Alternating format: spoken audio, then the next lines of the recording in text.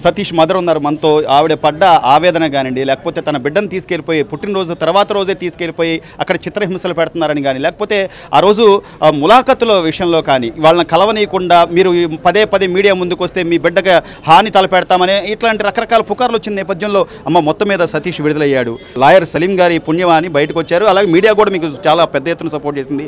ఏం చెప్తారమ్మా ఈ రోజున ఆంధ్రప్రదేశ్ రాష్ట్రం? నా కొడుకు వచ్చాడని సంతోషంగా ఉంది సార్. మాకు అంతా సలీం గారు చూసుకున్నారు అంతంగా ఆయన వల్ల. అంటే ఇది మేము చేయలేదు చెప్పాను సార్. మా అబ్బాయి అసలు మా సాయి అలాంటిది కాదు, అలాంటి సాయి కాదు మాది. మేము పొద్దున్నైతే కష్టపడే వాళ్ళం సార్. మేము కష్టపడే వాళ్ళం. మేము అలాంటి వాళ్ళం కాదు. పని ఉంటే చేసుకున్నాం, లేదంటే ఇంట్లో ఉండాలి. కానీ మేము ఇలాంటి దాంట్లోకి అసలు వెళ్ళాం. ఆ రోజు ఏదో మా బుద్ధి తక్కువే మడుచుకున్న అందరూ తనంటే జెండాలు పట్టుకొని వెళ్ళినందుకు మా పిల్లోడి మీద ఎందలు వేశారు. అసలు ఇలాంటివి మేము చెయ్యం. అసలు మాకు అలవాటు కూడా లేదు. మా ఇల్లు ఏందో పని ఏందో అంతవరకే. మేము ఎట్లా దేవుడి దేవాల మాకు సలీం గారు దొరికారు. ఆయన మాకు ఇంతవరకు రూపాయి కూడా ఖర్చు కాకోకుండా నా కొడుకు నాకు అప్పు చెప్పాడు. రోజు గడిస్తే కానీ అంటే పని చేసుకుంటే కానీ రోజు గడవని పరిస్థితి నుంచి ఈ రోజున ఒక సీఎం మీద దాడి చేశాడు మీ అబ్బాయి అని అంటే పరువు విషయంలో కానీ మీరు పడ్డ ఆవేదన కానీ, లేకపోతే అబ్బాయిని తీసుకెళ్లిపోయి ఎక్కడ పెట్టారో తెలియకుండా ఏం చేస్తున్నారో తెలియకుండా మీరు పడ్డ ఆవేదన కానీ చాలా బాధపడ్డాం సార్. న్యాయమేనమ్మా? అంటే ఏం చేస్తాం అంతా దేవుడి దయాలు. మా బిడ్డ మాకు దొరికారు చాలు, ఇంకంతే సంతోషం మాకు. దుర్గారావు గారు, మీరు కూడా అంటే ఈ ఎపిసోడ్ కి సంబంధించి మిమ్మల్ని కూడా ప్రధానంగా బలిపశువుని చేయడానికి చూశారు. మీ మీద ఒక పార్టీ రంగు కూడా పూసే ప్రయత్నం చేశారు. మీరేం చెప్తారు? ఏం లేదు సార్, ఇక్కడ వైసీపీ ఏదైనా కోణాలు చేయాలని 100 కారణాల్లో చూపిస్తారు. సానుభూతి కావాలి. ఇక్కడ వేలంపల్లి స్థానికంగా అయితే ఇక్కడ ఉండేవాడు కాదు. ఇంతకుముందు అంటే 1 టౌన్ సైడ్ ఉండేవాడు. ఇక్కడ అతనికి గ్రిప్ లేదు. ఉండేవాళ్ళు బోండామ్మ. ఇక్కడ ఏంటంటే బోండామ్మ గారి మీద ఒక బిరుదు ఆ బురద చల్లాలంటే వైసీపీ నుంచి ఇక్కడ టీడీపీకి ఒక బురద చల్లాలంటే ఏదైనా కానీ ఇక్కడ స్థానికుల నుంచి ఒక ఎంచుకున్నారు మమ్మల్ని. మా పిల్లల్ని ఇక్కడ వడ్డీ కాలనీ నుంచి మేము బీసీ సంఘం నుంచి వచ్చాము. జగన్ గారు అంటారు ఒక మాట, బీసీ సంఘం అంతా నా బీసీ నా ఎస్టీ అంటారు కదా. మేము అసలు లెక్కకైతే టీడీపీ నుంచి ఉండేది ఎక్కువ అంతా బీసీ సంఘాలే. జగన్మోహన్ గారి గారికి తెలుసో తెలియదు, మాకైతే పూర్తిగా 100%కి అయితే 100కి 100%కి పూర్తి న్యాయం జరిగింది.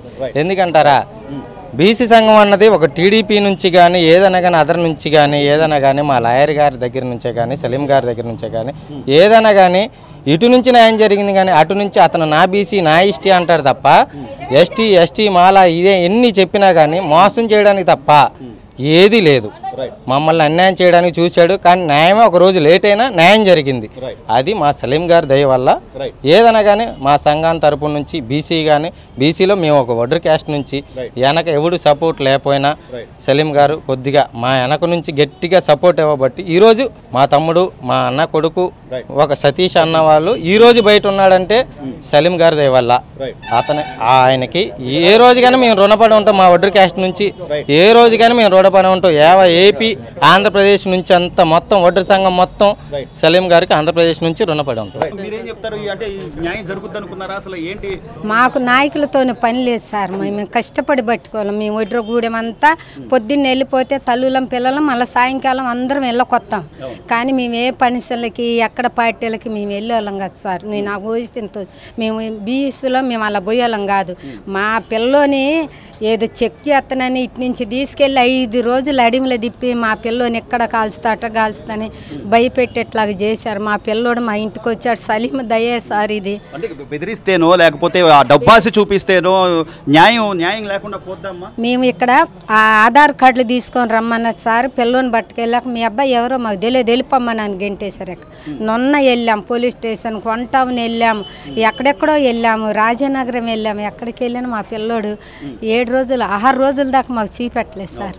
సో ఆ రోజున సీఎం గారి మీద ఏదో అంటే హత్యా ప్రయత్నం జరిగింది, గులకరాయితో కణత మీద కొట్టబోయారు, దానివల్ల ఆయన ప్రాణం పోయేది అని చెప్పి ఆయన బాబు 4 రోజులు కట్టిప్పదీసి చెయ్యిరిగిన బాబు రాము హాస్పిటల్కి వెళ్తే సతీష్ కుమార్ అని అక్కడ ఉంటుంది రాసి చెయ్యి కట్టేసింది.